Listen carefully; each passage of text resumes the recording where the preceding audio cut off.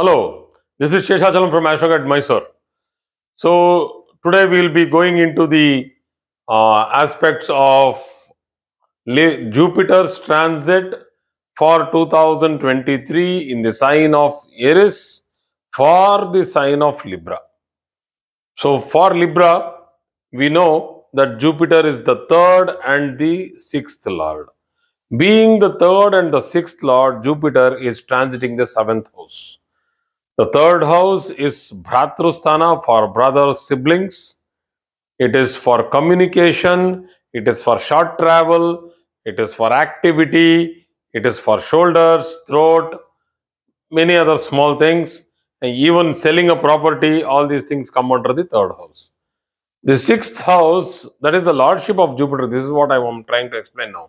Sixth house is achievements through service, competitiveness, examinations, passing through all that, and then again Rogasthana, getting easy loans, many other things. So let us go into it in detail, step by step. So for Libra, the Veda point for the seventh transit of Jupiter, and the Veda is for Jupiter's transit. It is the ninth from it. That is the third house from Libra. That is, if Jupiter is transiting the seventh from any given sign, then the third sign from the sign which is of concern, that is Libra, will be a Veda point. That is, the results for this house is to be understood then. See, every time the Veda points keep changing. So what is the Veda point? It is the house in which any planet transits will create an obstruction to the results of Jupiter, whether it is good or bad. So here, as on date, anyway, we have just moved it. So Moon is here. So it is the recent calculation. So Moon Veda, Venus Veda, Mars Veda, they are all very small Vedas, insignificant.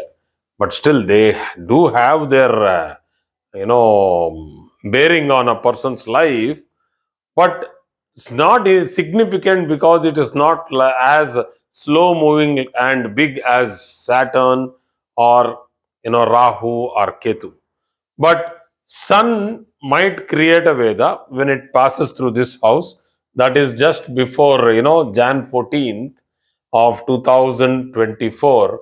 That is between December 14th and December 13th and Jan 14th. That is the time. So Sun will create a Veda. That's a little stronger Veda when compared to other planets. So let us go into the results of Jupiter transit for this particular sign. And I'll just once again reiterate this particular point, that Jupiter is along with Rahu here, and Rahu will take some time to come over, somewhere in the mid of November 2023. It will get into Pisces. So the clash is yet to happen. So good time to tie the knot, that is marriage. Seventh transit of Jupiter is called as Guru Bala. So from Lagna or from Moon, so it might be both Lagna and Moon, results will be mostly similar, because Lagna is for the physical aspects and Moon is for all the other emotional aspects. So the time to tie the knot, as it is transiting the seventh house, the house of relationship. Quality time, and it is a very positive time for the couple to get into a good marital life. That is, to step into marital life, to get into partnerships, business travels, to expand businesses and start new projects. This is the correct time for these people. But when I am telling correct time, it is to be understood that let Sun go away till the ninth house, let Sun not be in the eighth transit, and let Rahu be somewhere towards Pisces. Let Jupiter not be afflicted by Rahu or Sun. So you need to go into these details. You simply can't tell that Jupiter is in the seventh house, So you can get into business. Don't do that unnecessarily. So good financial gains, new projects. So when you are doing new projects, you will have already done the base work. Only then this will work. It's not that you do the base work now and then start your new project when Jupiter is in the 8th transit. Don't do that. So good financial gains here might be through salary or through business or through investment. Then they can, go on trips and for holidays, for vacation, work related, that is business trips, activity will increase, which will boost your work life. So this is a very busy period for making money. Support from spouse will be there. This is a very important point actually. So when we take the aspects of Jupiter, the 7th aspect directly aspecting the ascendant or moon, which is placed in Libra. The 5th aspect aspecting the 11th house, which is for gains. The 9th aspect is aspecting the 3rd house, again for siblings, short travels, small voyages, not voyages, small trips, 1-day trips, 3-day trips. So this is all for business and also for local tourism. So this is a very good position. So the support from spouse is because of the placement of Jupiter here. So how is that support? It can be financial gain. It can be a support that you and your spouse both join together and do business. So it might be business support also.